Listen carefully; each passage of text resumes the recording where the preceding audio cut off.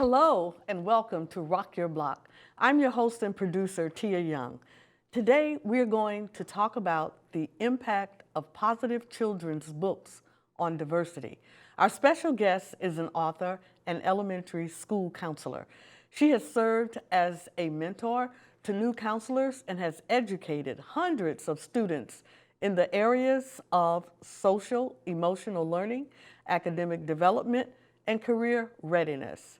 Our guest is the author of two great books, Diversity is You and Me, and her latest book is entitled Bullyanna. Please welcome Miss Jackie Scott Bell to Rock Your Block. Jackie, welcome. Thank you for having me, Tia. Thank you. What about the traffic? Traffic wasn't so bad. Wasn't so bad, good. Not really, not as bad as I expected it, but I got here. Okay, yes you did, and thank you so much. Thank you for having me. Well, we're gonna get started because we got a lot to cover. All right. Who and or what inspired you to write your two books? Well, as an elementary school counselor, my students, they are amazing. And I have such a great relationship with them. And they give me ideas. They give me a lot of feedback, and they like to tell me what they like and what they don't like. And most of them are visual learners. And so I was just, I create my own classroom guidance lessons. So a lot of times I want to make sure that they enjoy what I'm teaching. So a lot of times I ask them, okay, what do you guys want to see? They like pictures, they like games, they like to have fun. And a lot of times I can't get exactly what I need. So I decided to create what I needed. Wow. And what age groups are you working with the children? I work from kindergarten all the way up to 5th grade. Oh, okay. All right, Yeah. good. Who is your intended audience for these books? Is it just the children, or is it good for parents, or who is the intended audience? Anybody that wants to teach children character education, and that's what the books are basically about developing good character. The books, I wrote them for school counselors in mind, because a lot of times we teach classroom guidance, and we're looking to to tailor our lessons for our population, our kids, the kids we serve. So the books were written with teachers in mind, school counselors, as well as parents and children. And I also, thought about read-alouds. We do a lot of read-alouds with the children every day. And so I said, these will be great for read-alouds, because they do address the social, emotional aspect of what we do as school counselors. Right. And I'm looking at the illustrations, which I think are so cute. Was that an inspiration of yours, or did that come from the publishers? Oh, no. These books were self-published by me. So what I did, I had to, it was very detailed. I had to describe to the illustrators exactly what I wanted and how I wanted it to look. And I worked with some amazing illustrators. They knew exactly what I wanted. I kept going back and forth, but it was my vision, and they brought it into fruition. Okay. Well, let's talk about the messaging that you want to get from each book. Let's start with Bullyanna. I love that name. How did you come up with that? Tia, Sunday mornings, I get up early. Well, every morning I get up early, but then I have all these ideas that come to me. And so I have a little notepad and pencil by my nightstand on my bed, and I just write things down. And I wanted to address making good choices is basically where that started. So I wanted to center it around a child learning how to make good choices. And oh, I'm sorry. Part of what I do, I tell the kids, and we start each lessons, because I teach guidance lessons every day. And so we start each lesson with everything is a choice, and who's responsible? Well, you are responsible for the choices that you make. So this centered around making good choices, whether it's behavior, friendship, just everyday, day-to-day good choices. And you can start this type of teaching as early as kindergarten? Absolutely. We can that's do a lot it different than what I pre-K. can. Yeah, oh, I know it is, That is because so when I different. came up, we didn't have elementary school counselors. We had middle school and high school counselors, but we didn't have elementary school counselors. So this is new. This is something that has come about. Right. You're exactly right. I was thinking about that and trying to compare. Well, I'm ancient almost, but trying to compare when I came up with now, and I was just so different. It is Everything very different. It's very different. It's very detailed. It's very specific to the needs of the students. Right, right.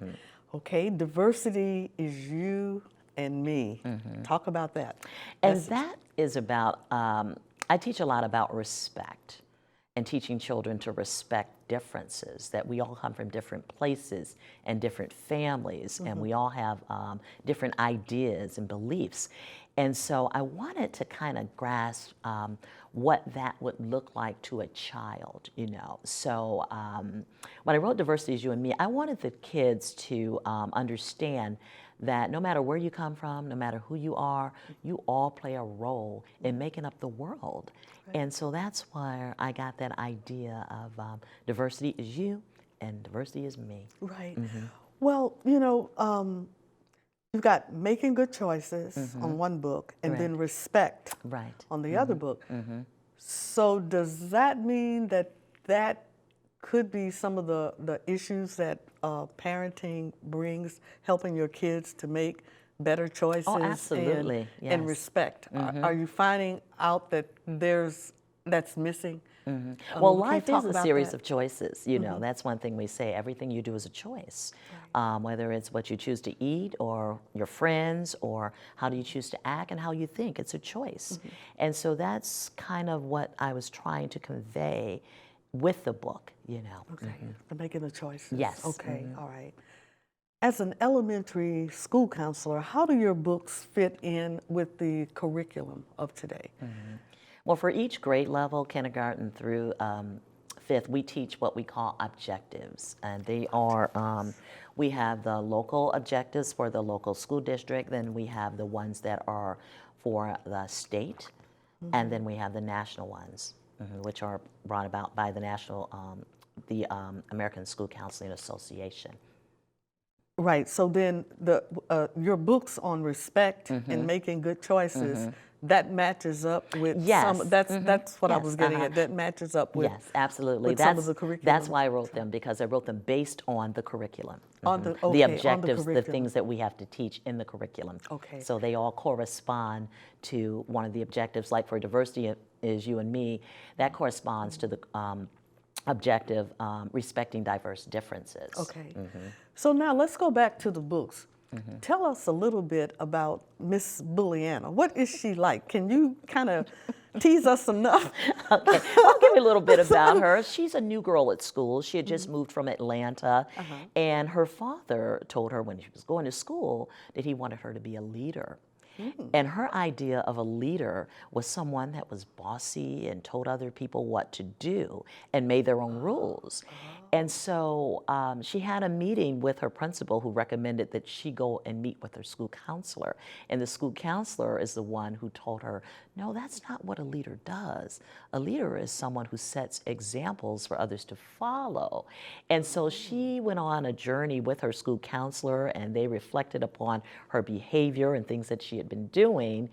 And all of a sudden, she took a change toward the center of the book. She changes into this person who wants to show other children how to become leaders like herself. Oh, wow. Yeah. And now what age would you say, Miss Bullyanna? We do this is kindergarten on up to fifth grade. Yeah, because we do teach, we talk, in the book I do talk about empathy. And that's also something that's stressed, that's important that we teach the kids as well. And you know the thing that gets me, like you use the word empathy. I had no idea what that word meant until probably I was almost in 6th or 7th grade. And to see the little ones that are, their vocabulary is just amazing. Yeah. To see, you know, that they understand. And with classroom guidance, we teach vocabulary. So we want the kids to understand what the words mean, how to use the words in a sentence, and not only just teaching it, but showing them. And my students like visuals. You know, most of them are visual learners, so you got to add some little flavor to it, some colors, some pictures, you know, some graphics. So, yeah. That's very interesting. I like that. Diversity is you and me. So tell us a little bit what we can expect from that book. Well, that book, I had not started working on a sequel yet, like I've done for Bullyanna, because so many people that I kind of tested it on, and I tested it on my students, they want to know, well, where's she at now? Well, what is she doing now? And so I said, I gotta write a sequel, right? But Diversity in You and Me is just, you know, so much going on at the time over the summer when I actually wrote that book and put that together. I wanted people to understand that, hey, you're important and you matter.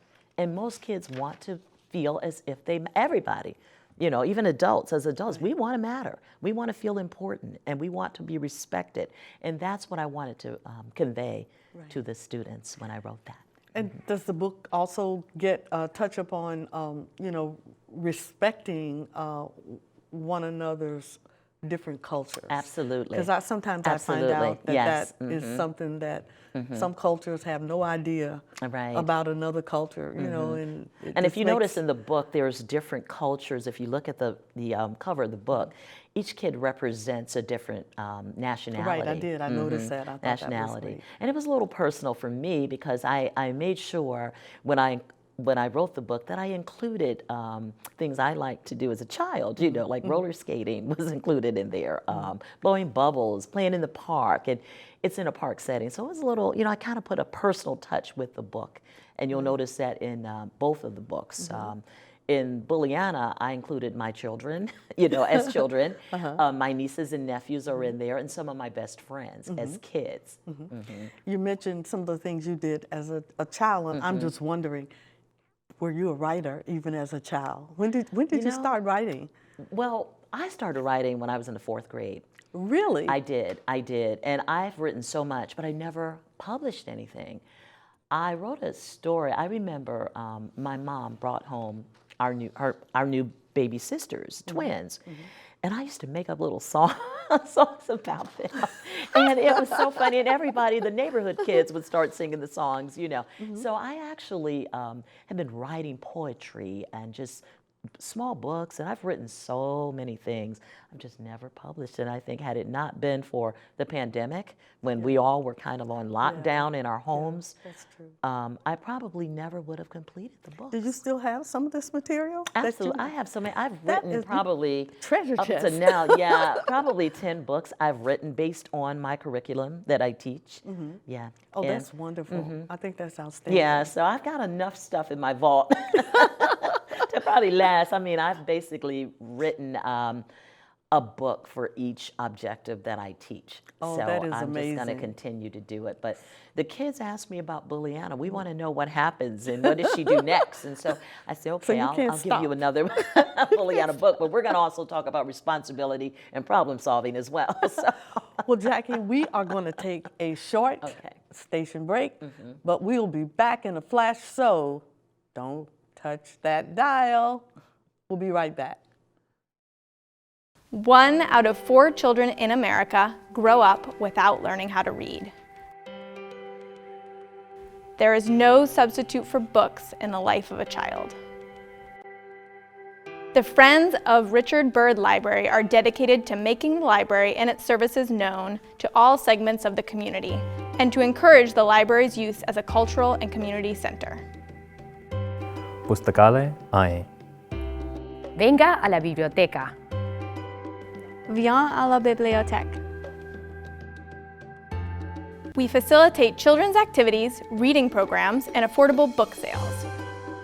For more information, visit facebook.com/Friends of Richard Byrd Library. تعالوا إلى المكتبة. Come to the library. Welcome back. We are going to continue our discussions with author Jackie Scott Bell. And one of the questions that I think our audience would like to know is, where can your books be purchased? How can they get a copy of your book? They're available anywhere books are sold, Amazon, Walmart, Target. You can go anywhere and get them, just about, yeah. Okay, good. Anywhere books are sold. All right. Also, I want to know, what can we expect from you next?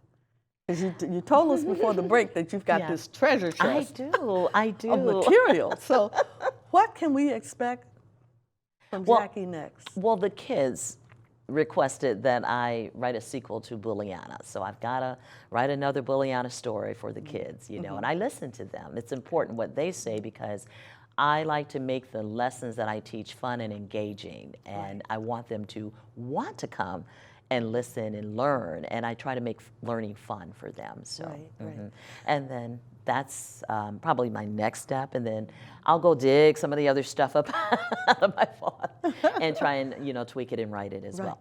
Have you ever thought about maybe like writing a play? Writing a play? Yeah. Not really. I Children's play? have not thought about that. Yeah. You know, but that might be I something don't know. I to guess consider. I'm thinking I can see Bullyanna as a character. Well, my son actually was, my son who's a videographer actually had done some stuff for me in that, so yeah. That's great. Yeah. Let's talk a little bit about Jackie Scott Bell as an educator. We've touched on that a little bit, but as a school counselor, can you talk a little bit about what a school counselor's day is like? Because I have a feeling that it's a lot different than when I came up. Our school counselors, they were in charge of lunch and, you know, breaks and well, when you got ready to go to college, of course, they were there for exams and for giving you counseling on that. Even if we acted up, we didn't really go to the school counselor. We went right to the principal, and you got a shellacking, so to speak, when you went there.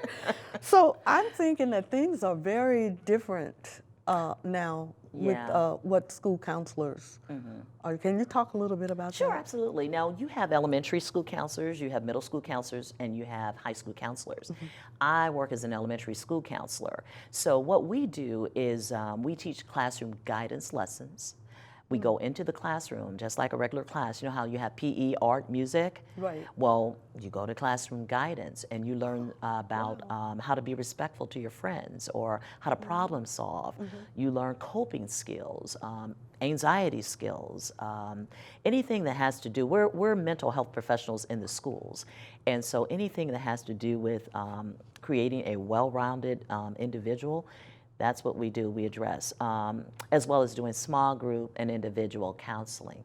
You know, parents could request that we meet with their students individually, and then we also do small groups where we have probably 6 to 8 students come into our room. Now, we can't do that right now. Everything is done virtually, but we do that.